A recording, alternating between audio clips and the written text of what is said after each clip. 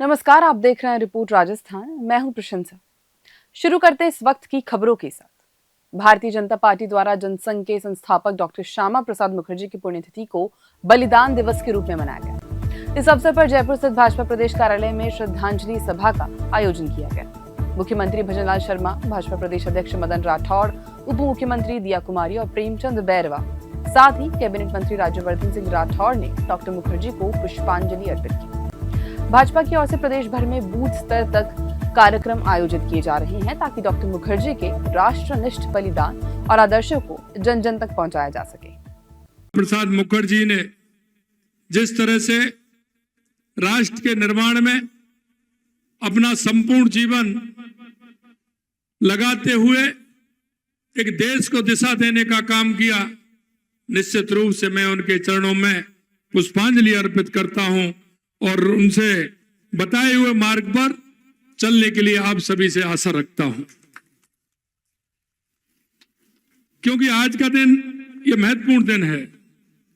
आज का दिन हमारे लिए केवल एक स्मृति नहीं बल्कि प्रेरणा है।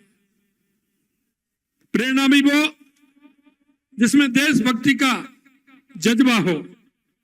हम आज ऐसे युग दृष्टा देशभक्ति की संजीव प्रतिमा, राष्ट्रवाद के अग्रदूत और संविधान और सिद्धांतों के सच्चे संरक्षक डॉक्टर श्यामा प्रसाद मुखर्जी को श्रद्धांजलि अर्पित कर रहे हैं। उन्होंने नारा दिया, माननीय अध्यक्ष जी ने बताया कि एक देश में दो विधान, दो निशान नहीं चलेंगे, लेकिन आगे और भी उन्होंने जोड़ा। क्योंकि जो उनका नारा था, उस नारे में एक स्पष्टता थी, लोगों को समझाने का भाव था। वो था एक देश में दो विधान, दो प्रधान, दो निशान नहीं चलेंगे। केवल ये राजनीतिक वाक्य नहीं था, ये भारत की आत्मा की पुकार थी, भारत की आत्मा की पुकार। मित्रों, मैं कहना चाहता हूं, क्योंकि आपने देखा कि देश की आजादी के बाद देश के अंदर जिस तरह से जिन सूरवीरों ने, जिन बलिदानियों ने जिस कल्पना के साथ, जिस भाव के साथ देश की आजादी में जो हिस्सा लिया था, उन्होंने सपना जो देखा था, और सपना जब देखा था उन्होंने कहा कि हमारा देश कैसा होना चाहिए, निकल पड़े। देश में जो क्रांति का दौर आया, देश के अंदर राष्ट्र के प्रति जो भाव जागा, क्योंकि हम हजारों सालों की गुलामी से जूझ रहे थे। कभी हूण आए, कभी कुषाण आए, कभी इस्लाम आया, कभी अंग्रेज आए, लेकिन देश के अंदर जब इति थी, वो इति जिस तरह की थी, जिनके मन में भाव था कि आखिर ऐसा कब तक चलेगा। मुख्यमंत्री भजनलाल शर्मा ने सोमवार को मुख्यमंत्री निवास पर जनसुनवाई करते हुए आमजन की परिवेदनाओं को आत्मीयता के साथ सुना और अधिकारियों को परिवेदनाओं के निस्तारण के निर्देश दिए।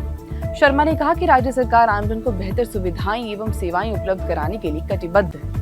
प्रत्येक फरियादी की समस्या को सुनना और उसका निस्तारण सुनिश्चित करना हमारी सरकार का मूल मंत्र है। मुख्यमंत्री ने जयपुर विकास प्राधिकरण, नगर निगम, शिक्षा, चिकित्सा, पेयजल, राजस्व, मनरेगा, ऊर्जा एवं ग्रामीण विकास सहित विभिन्न विभागों से संबंधित परिवेदनाओं को सुना और उनका मौके पर ही निस्तारण कर आमजन को राहत दी। इस अवसर पर जनप्रतिनिधि और आमजन उपस्थित भी रहे। राजस्थान सरकार ने रविवार को एक बड़ा प्रशासनिक फेरबदल करते हुए 62 आईएएस अधिकारियों की तबादली की। इस फेरबदल में कई वरिष्ठ अधिकारियों को नई जिम्मेदारियां सौंपी गई, साथ ही राज्य के 11 जिलों के कलेक्टरों को भी बदला गया। शिखर अग्रवाल अतिरिक्त मुख्य सचिव मुख्यमंत्री को रीको का अध्यक्ष बनाकर अतिरिक्त प्रभार भी दिया गया।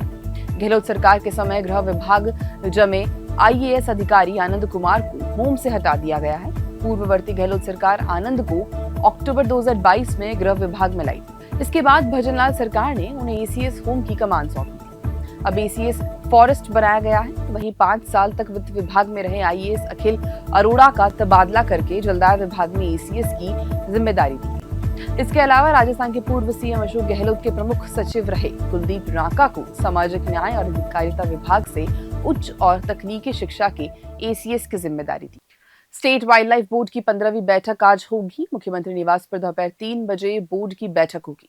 मुख्यमंत्री भजनलाल शर्मा बैठक की अध्यक्षता करेंगे। वन राज्य मंत्री संजय शर्मा भी बैठक में मौजूद रहेंगे।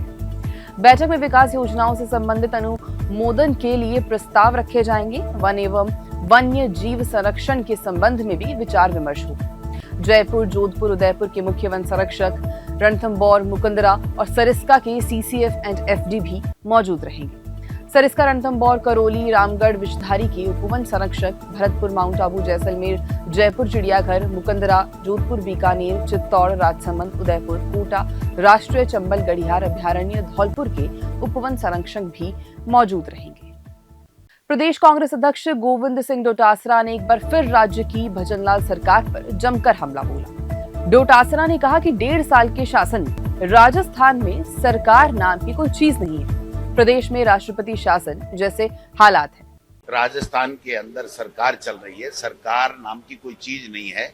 एक तरीके से राष्ट्रपति शासन जैसे होता है वैसा होता है। जनप्रतिनिधियों का, मुख्यमंत्री जी का कोई रोल सरकार में दिख नहीं रहा है और हर वर्ग त्रस्त है, परेशान है, भ्रष्टाचार का आलम है, कानून व्यवस्था नाम की कोई चीज है नहीं। किसान को समय के ऊपर फसल का समय है, उनको खाद बीज मिल नहीं रहा है। और कृषि मंत्री जी पहले कह रहे थे पूरे देश में खाद नकली मिल रही है, बीज नकली बेचे जा रहे हैं। वो भी बहुत ही गंभीर आरोप एक भारत सरकार के ऊपर भी था, डबल इंजन पे भी था, उसके ऊपर कोई संज्ञान लिया नहीं। और कल मैंने कृषि मंत्री जी का बयान सुना है, उन्होंने कहा जो नकली खाद हम लोग पकड़ रहे हैं, जो नकली बीज हम लोग पकड़ रहे हैं, एफआईआर लॉन्च करा रहे हैं, वो सारा का सारा गुजरात से आ रहा है। तो इसका मतलब ये हुआ कि गुजरात का जो मॉडल है वो पूरे देश में लागू, और ये गुजरात का यही मॉडल है कि अफीम तस्करी, अवैध शराब, नकली खाद, ये सारा गुजरात से होते हुए पूरे देश में नेटवर्क इनका फैला हुआ है और कोई कार्रवाई हो नहीं रही है। छत्तीसगढ़ कांग्रेस के प्रदेश प्रभारी सचिन पायलट 2 दिवसीय दौरे पर रायपुर पहुंचे। वो प्रदेश कार्यकारिणी की अहम बैठक में शामिल होंगे।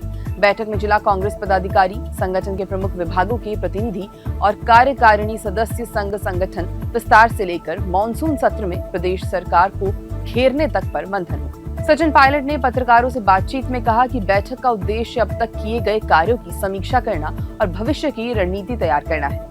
राहुल गांधी और प्रियंका गांधी ने 2025 को संगठन सशक्तिकरण के लिए समर्पित किया है। इससे पार्टी जमीनी स्तर से लेकर प्रदेश स्तर तक संगठन को मजबूत करने पर काम कर रही है। सोमवार रात सभी विधायकों के साथ विशेष बैठक होगी, जिसमें विधानसभा के आगामी मॉनसून सत्र की रणनीति बनाई जाएगी।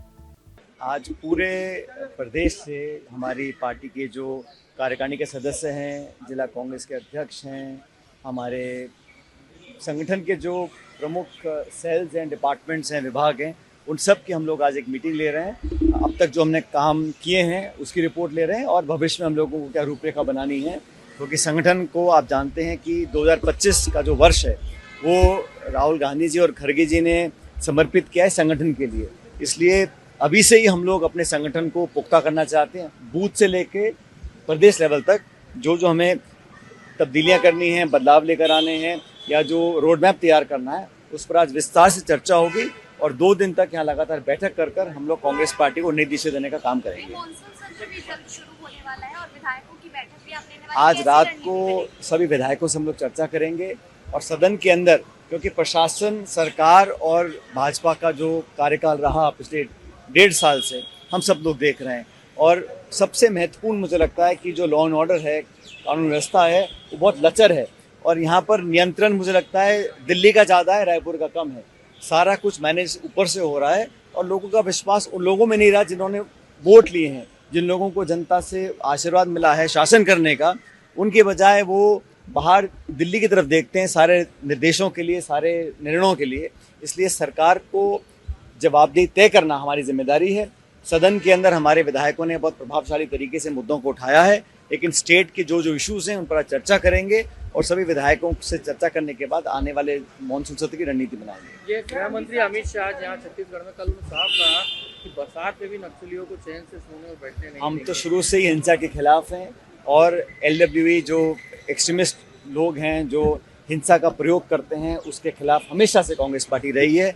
हमारे नेताओं ने, हम लोगों ने बहुत कुर्बानियाँ दी हैं इस देश को, राज्य को सुरक्षित रखने के लिए। तो जो प्रभावी कार्रवाई करनी चाहिए, कार्रवाई पारदर्शी तरीके से होनी चाहिए और इसको पॉलिटिसाइज नहीं करना चाहिए, क्योंकि ये आंतरिक सुरक्षा का मामला है, इसमें कोई पॉलिटिक्स नहीं करें और जो भी कार्रवाई हो सबको कॉन्फिडेंस में लेके की जाए, प्रभावी हो, पारदर्शी हो और इसका राजनीतिकरण ना हो। लेकिन जो डेडलाइन उन्होंने दी है कि मार्च 2026 तक, क्या आपको लगता है कि उस डेडलाइन तक वो जो है टारगेट पूरा कर लेंगे? इसका जवाब तो वही दे सकते हैं, लेकिन मैं इतना चाह रहा हूँ कि ना सिर्फ इस प्रदेश में, अन्य प्रदेशों में भी जहाँ पर भी इस प्रकार की हिंसा होती है, नक्सल हिंसा को कोई लोग अंजाम देते हैं, तो उसका समापन सबको मिलकर करना चाहिए।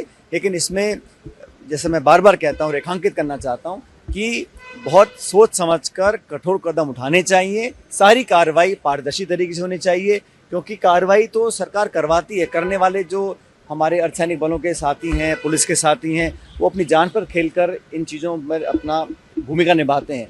तो कार्रवाई पारदर्शी हो, जवाबदेही लोगों की तय होनी चाहिए और जो भी निष्कर्ष ऐसा निकले उसका लाभ जनता को मिलना चाहिए। सर ये भी कह सकते हैं बरसात में अनुमति रुक जाती थी, लेकिन बरसात में भी नक्सलियों को अब चैन नहीं मिलेगा, लगातार हमारे जवान जो देखिए, मैं कहता हूँ बार बार भाषण देने से नहीं होना चाहिए, ज़मीन पर कार्रवाई होनी चाहिए और लोगों को अंत में इस पूरा जो अब तक का घटनाक्रम रहा हिंसा का, लोगों को ने शहादत दी है, बहुत लोग ने अपनी बलिदान दे चुके हैं, उसका लोगों को जो प्रदेश के लोग हैं उसका लाभ उनको मिले और हिंसा के रास्ते को लोग छोड़ें, हम सभी लोग चाहते हैं। मॉनसून की दस्तक ने प्रदेशवासियों को राहत दी है और इसका असर अब बीसलपुर बांध पर भी साफ नजर आने लगा है। जयपुर, टोंक और अजमेर की पेयजल जीवन रेखा माने जाने वाले बीसलपुर बांध का जल स्तर लगातार बढ़ रहा है। खास बात यह है कि नियमित जलापूर्ति के बावजूद भी गेज में निरंतर वृद्धि देखी जा रही है। फिलहाल बीसलपुर बांध का गेज स्थिर बना हुआ है। बांध का गेज 312.47 RL मीटर पर स्थिर बना हुआ है। बांध की कुल भराव क्षमता 315.50 RL मीटर है। बांध से टोंक, जयपुर, अजमेर, जयपुर के करोड़ों की आबादी को पेयजल सप्लाई होती है। बांध क्षेत्र में अब तक कुल 156 mm बारिश रिकॉर्ड की गई है। राजस्थान में मानसून की मेहरबानी जारी है। उधर बारिश से जयपुर शहर तरबतर हो गया है। सुबह से ही शहर के अलग अलग इलाकों में बारिश हो रही है। शहर के परकोटे, विद्याधर नगर, झूठवाड़ा, सांगानेर, प्रतापनगर, गांधीनगर, बजाज नगर, लालकोठी, सहकार मार्ग सहित कई इलाकों में बारिश हो रही है। बारिश में ड्रेनेज सिस्टम की पोल खुली है। कई निचले इलाकों में बारिश का पानी भर गया है और खराब ड्रेनेज सिस्टम के कारण आमजन को दिक्कतें हो रही हैं। जल भराव से राहगीर और वाहन चालकों को परेशानी का सामना करना पड़ रहा है। शहर की प्रमुख व्यस्ततम सड़कों पर जाम के हालात बने हैं। 23 से 24 जून को कोटा, भरतपुर, जयपुर संभाग में भारी बारिश की संभावना है। राजस्थान में मानसून की बरसात जारी है। तेज बारिश से कई नदियां उफान पर हैं। जयपुर, कोटा, टोंक, सवाई माधोपुर, बारां, सिरोही में रविवार को कई जगह तेज बारिश हुई। उदयपुर, जोधपुर और बीकानेर संभाग में भी बादल छाए और कई जगह हल्की से मध्यम बारिश हुई। मौसम विभाग ने 2 से 3 दिन में राजस्थान के दक्षिण पूर्व हिस्से में भारी से अति भारी बारिश की संभावना जताते हुए रेड और ऑरेंज अलर्ट जारी किए। जयपुर समेत 27 जिलों में बारिश का अलर्ट जारी किया गया है और राजस्थान में 1 जून से अब तक सामान्य से 133% ज्यादा बारिश हो चुकी है। तेज बारिश के कारण प्रदेश के कई बांधों में पानी की आवक हुई है। देखिए, राजधानी जयपुर में भी अगले 2-3 दिन हल्के से मध्यम दर्जे की बारिश के कुछ स्पेल्स दर्ज होने की संभावना है। आज भी सुबह एक स्पेल हुआ है और इस प्रकार से आज दिन भर देखें तो और 2-3 हल्की मध्यम दर्जे की बारिश के कुछ स्पेल्स रिपोर्ट होंगे। यानी कि जयपुर राजधानी सहित आसपास के इलाकों में फिलहाल मानसून की सक्रियता बनी रहेगी। हालांकि जो हेवी रेनफॉल का जो क्षेत्र है वो साउथ ईस्ट राजस्थान रहेगा और जो जयपुर के जो ग्रामीण क्षेत्र हैं, खासकर टोंक की तरफ के जो इलाके हैं, इनमें कहीं कहीं हेवी रेनफॉल भी रिपोर्ट हो सकती है और साउथ ईस्ट राजस्थान में वेरी हेवी रेनफॉल होने की प्रबल संभावना। राजस्थान के टाइगर रिजर्व में मानसून ब्रेक रहेगा। रणथंभौर, सरिस्का में बंद रहने वाले रूट की अग्रिम बुकिंग बंद कर दी गई है। 1 जुलाई से प्रदेश के रणथंभौर, सरिस्का टाइगर पार्क बंद हो जाएंगे। सरिस्का, रणथंभौर में पर्यटन गतिविधियां बंद हो जाएंगी। 1 जुलाई से 30 सितंबर तक दोनों टाइगर पार्क बंद रहेंगे। हालांकि इस दौरान रणथंभौर के जोन 6 से 10 और सरिस्का का बफर खुला रहेगा। रणथंभौर बफर्स के 6 से 10 में पर्यटन गतिविधि जारी रहेगी। सरिस्का में टहला और सदर रूट व बफर रूट खुला रहेगा। रामगढ़, विषधारी का भी एकमात्र बफर रूट खुला रहेगा। 3 महीने मानसून के दौरान टाइगर पार्क बंद रहते हैं। मानसून ब्रेक के दौरान ट्रैकिंग, मॉनिटरिंग बढ़ाने की निर्देश दिए हैं। इसी तरह की खबरों के लिए देखते रहें रिपोर्ट राजस्थान।